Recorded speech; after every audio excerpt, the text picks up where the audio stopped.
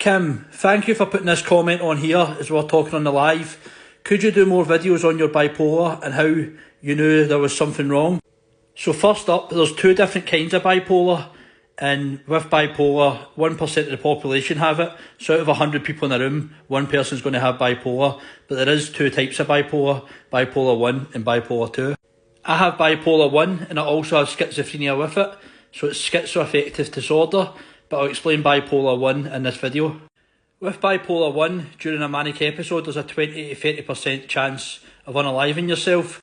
It's a very serious mental health condition and it should be taken seriously also. And some of the symptoms when I'm unwell, I'll share in this, but first of all, it comes through a manic episode, and mania meaning no sleep, and that's no sleep for consecutive days. It could be 2 days, 3 days, 5 days, even a week of no sleep, and it can knock me out. I would do things like book 5 and 6 holidays at a time. I'd purchase many items for my house that I didn't need. When I was young, I participated in one-night stands and risky behaviours. I was always the loudest person at a party, or even the football stadium. I'd be the one singing by myself.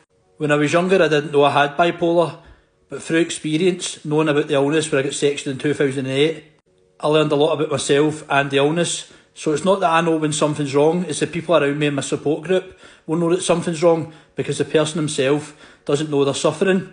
They can have grandiose behaviour, think they're going to win awards, think they're going to go on TV, write a book and run ultramarathons within a day.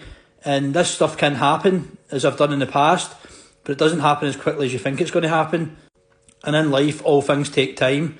So if I'm booking too many holidays, overly exercising, doing too much, or even too much social media, then that's a sign of mania.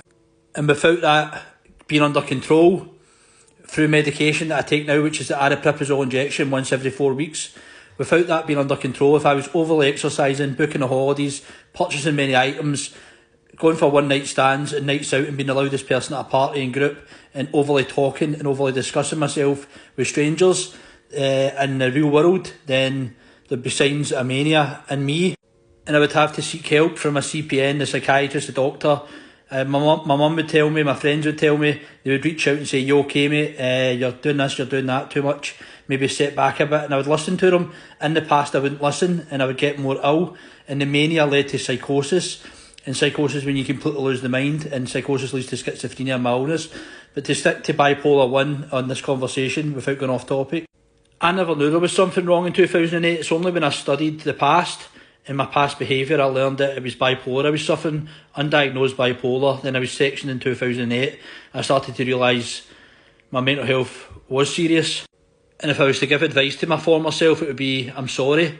I'm sorry for not putting you first. I'm sorry for not taking the medication. And I'm sorry that I put athletic pursuits and grandiosity and trying to be something to the outside world. I put that first instead of taking care of my mental health, and I lost my mind in the process.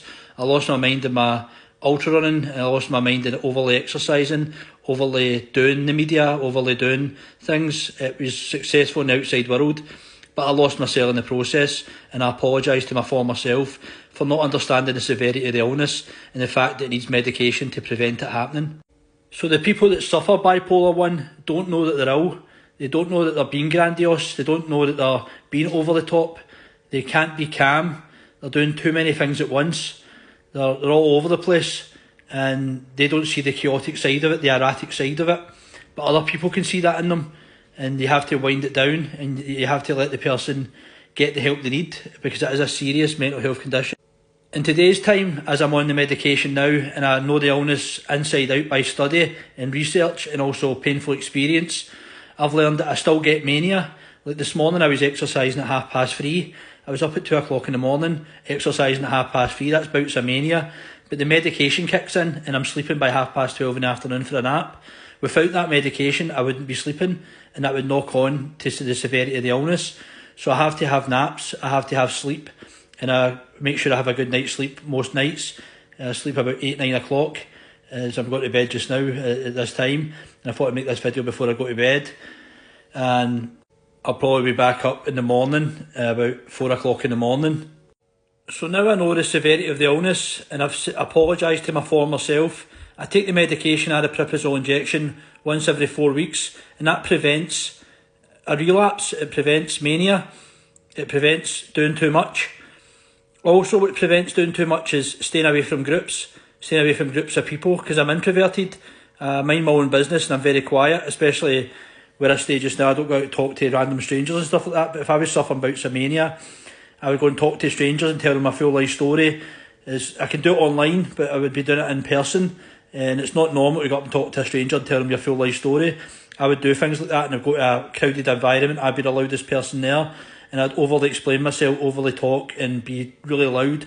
And I've learned to pull that in, and I go on nature walks, I do a lot of writing, I do meditation, I do relaxation, and I have naps, and I have lots of sleep.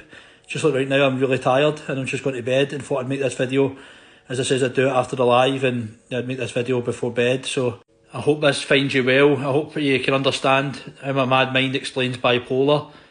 And if anybody else wants to leave a comment below, I'll get back to them in the morning or in the future when it's around bipolar and schizoaffective disorder.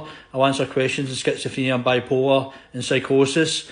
If you want to leave a comment below, and that's the kind of chat I'm going to go towards, is mental health and philosophy, and open up about my illness and do this thing online and create a community. So thanks a lot for the likes and reposts. Thanks a lot for the question, Kim. And hopefully that can explain things well in a easy way to understand. If that makes sense, let me know, because I don't know if it does, and I'm just going to share the video anyway as I go to bed. I'm tired and I'm going to hit send. Have a great day, and a great night, sorry, and have a good night, a good night's sleep. Namaste.